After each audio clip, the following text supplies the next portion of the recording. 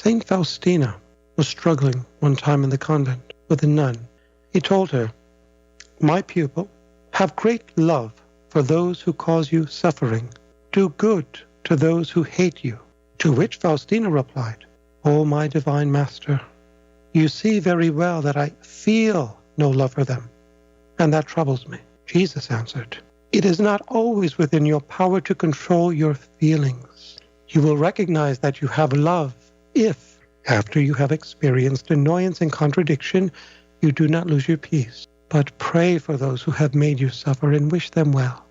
This comes from entry 1628 of the Diary of Mercy. Bless the Lord, O my soul, bless.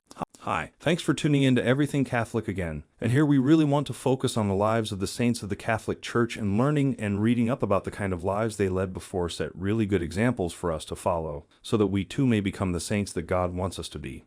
And at the same time, you know I have been sharing a lot of clips of Father Joseph Iannuzzi on this channel as well. And I hope all of you have been learning a lot from everything that is shared so far. I'll continue to do that, including in this video as well. So let's start with the first clip on how darkness is essential for spiritual growth. Darkness, which is the symbol of evil, is absolutely essential for spiritual growth. Isn't that a paradox? Darkness is essential for spiritual growth. And this is why the demons thrive at night, especially at the 3 a.m. hour to ape the 3 p.m. hour in which Christ defeated the devil.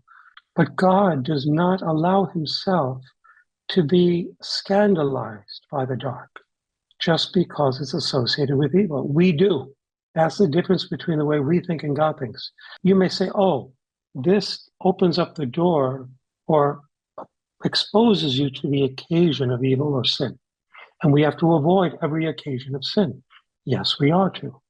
But not with the closed mind that God cannot use evil to bring about good, without condoning the evil. God can do that, and he has done that time and again, and he will continue to do that. He did that with Lucifer, he did that with the original sin, and this is why St. Augustine in the 4th century spoke about happy thought.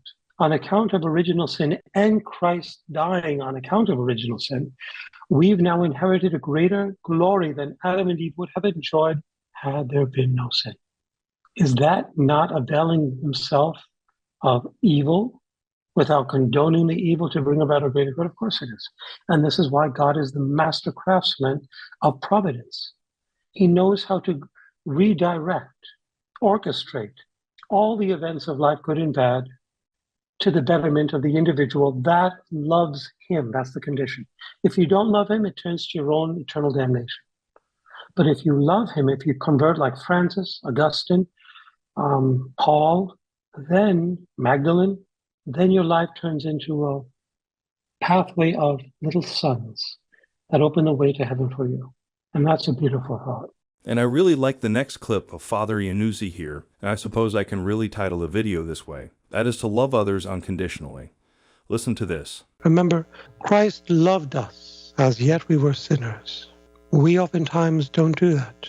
When someone offends us, we are quick to say, "You've lost my love," or "Change, then I will love you." Jesus, who lived in the will of God, always turned it around and said, "Love someone, and then they will change. Do not make their betterment a condition of love.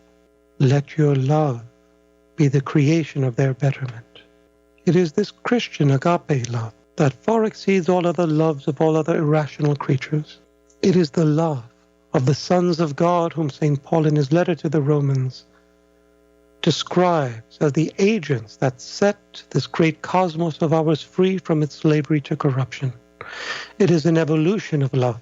We do it by submitting our wills to the loving will of God, by following him throughout the cosmos and all the creations he made for love of us. And for the last clip that I'd like to share with you in this video is this.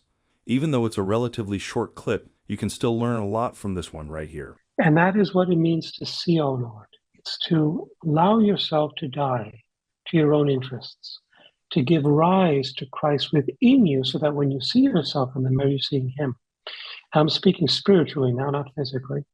And in that process of transformation, there will be a darkness, and there has to be, without which you cannot see the light. That's the paradox of the Christian journey to spirituality and growth. But the darkness doesn't last for long. It lasts for a little while, and it's always at the beginning of the spiritual conversion. Conversion is a daily process. So there will be moments of darkness throughout our lives, but not as intense at the beginning.